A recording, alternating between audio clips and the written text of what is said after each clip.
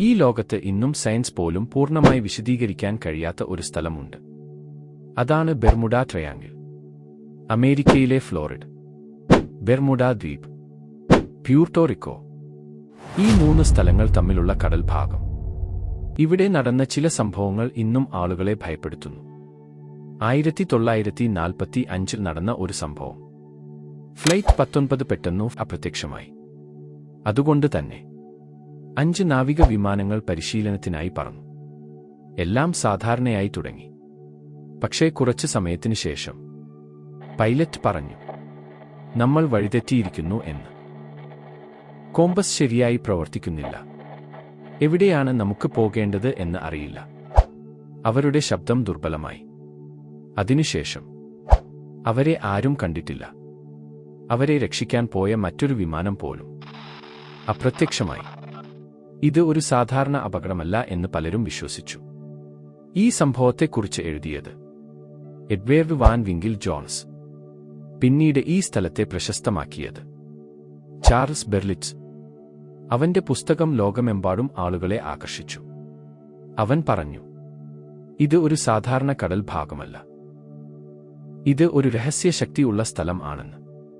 പല കഥകളും പ്രചരിച്ചു. ചിലർ പറഞ്ഞു, ഇത് മോൺസ്റ്റേഴ്സിന്റെ പ്രവൃത്തി ആണ് എന്നും അവർ മനുഷ്യരുടെ വാഹനങ്ങൾ പിടിച്ചുകൊണ്ടുപോകുന്നു എന്നും പറഞ്ഞു. മറ്റു ചിലർ പറഞ്ഞു, അറ്റ്ലാന്റിസ് എന്ന പഴയ നശിച്ച സിവിലൈസേഷൻ അവിടെ ഉണ്ടെന്ന്. അവിടെ നിന്ന് ഒരു അന്യമായ എനർജി വരുന്നു എന്ന്. പക്ഷേ സയന്റിസ്റ്റുകൾ വേറൊരു കാര്യം പറയുന്നു. കടലിന്റെ അടിയിൽ നിന്ന് വരുന്ന മീഥെയ്ൻ ഗ്യാസ് വെള്ളത്തിന്റെ ഡെൻസിറ്റി കുറയ്ക്കും. അതുകൊണ്ട് കപ്പലുകൾ പെട്ടെന്ന് മുങ്ങാൻ സാധ്യത ഉണ്ടാകും. കൂടാതെ അവിടെ കാലാവസ്ഥ വളരെ അൺപ്രഡിക്റ്റബിൾ ആയിരുന്നു. വലിയ ചുഴലിക്കാറ്റുകൾ പെട്ടെന്ന് രൂപപ്പെടും. കോമ്പസ് വേരിയേഷൻ, നാവിഗേഷൻ പിഴവുകൾ, ഇതെല്ലാം കൂടി ചേർന്നാൽ അപകടങ്ങൾ സംഭവിക്കാൻ സാധ്യത കൂടുതലാണ്. അതായത്, ഇത് ഒരു സൂപ്പർനാച്ചുറൽ മിസ്റ്ററി അല്ല. ഒരു നാച്ചുറൽ എക്സ്പ്ലാനേഷൻ ഉണ്ടാകാം. പക്ഷേ ഒരു ചോദ്യം ഇപ്പോഴും ബാക്കി. എന്തുകൊണ്ട് ഇത്രയും സംഭവങ്ങൾ ഒരേ സ്ഥലത്ത് നടക്കുന്നു? ഇത് സാദൃശ്യം മാത്രമാണോ? അല്ലെങ്കിൽ നമ്മൾ ഇനിയും കണ്ടെത്താത്ത എന്തെങ്കിലും ഉണ്ടോ? ബെർമുഡ ട്രയാങ്കിൾ ഇന്നും മനുഷ്യരെ ചിന്തിപ്പിക്കുന്ന ഒരു രഹസ്യമായി തുടരുന്നു. പക്ഷേ യഥാർത്ഥം ഇതാണോ? നമുക്കിതിന്റെ സയൻസ് നോക്കാം. ഇവിടെ സംഭവിക്കുന്ന കാര്യങ്ങൾക്ക് യഥാർത്ഥ കാരണം ഉണ്ടാകാം. ആദ്യം മീഥെയ്ൻ ഗ്യാസ്. കടലിന്റെ അടിയിൽ മീഥെയ്ൻ ഹൈഡ്രേറ്റ് ഉണ്ടാകാം. അത് പുറത്തേക്ക് വരുമ്പോൾ വെള്ളത്തിന്റെ ഡെൻസിറ്റി കുറയും. അപ്പോൾ കപ്പലുകൾ പെട്ടെന്ന് മുങ്ങാൻ സാധ്യത ഉണ്ടാകും. രണ്ടാമത് വെതർ.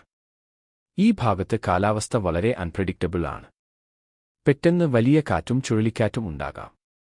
പൈലറ്റുകൾക്കും ക്യാപ്റ്റന്മാർക്കും അത് കൈകാര്യം ചെയ്യാൻ ബുദ്ധിമുട്ടാകും. മൂന്നാമത് കോമ്പസ് വേരിയേഷൻ. ഭൂമിയിലെ ചില സ്ഥലങ്ങളിൽ മാഗ്നറ്റിക് നോർത്തിയും ട്രൂ നോർത്തിയും ഒത്തുപോകില്ല. അത് നാവിഗേഷൻ തെറ്റിക്കാൻ കാരണമാകും. കൂടാതെ മനുഷ്യരുടെ പിഴവുകളും. ഫാറ്റിഗ്, റോങ് ഗണനം, കമ്മ്യൂണിക്കേഷൻ ഇഷ്യൂസ്, ഇതെല്ലാം കൂടി ചേർന്നാൽ അപകടങ്ങൾ ഉണ്ടാകും. അതായത്, ഇത് ഒരു സൂപ്പർനാച്ചുറൽ മിസ്റ്ററി അല്ല. ഇത് പ്രകൃതിയും മനുഷ്യരും ചേർന്നുണ്ടാക്കുന്ന ഒരു സ്ഥിതിയാണ്. പക്ഷേ ഇത് അറിഞ്ഞിട്ടും ഒരു സംശയം ബാക്കി. എന്തുകൊണ്ട് ഈ സ്ഥലത്ത് ഇത്രയും സംഭവങ്ങൾ റിപ്പോർട്ട് ചെയ്യപ്പെട്ടു? അത് സത്യമാണോ? അല്ലെങ്കിൽ കഥകൾ വലുതാക്കി പറഞ്ഞതാണോ? കൂടുതൽ അറിയാൻ സ്പേസ് ക്രിയോ സബ്സ്ക്രൈബ് ചെയ്യുക.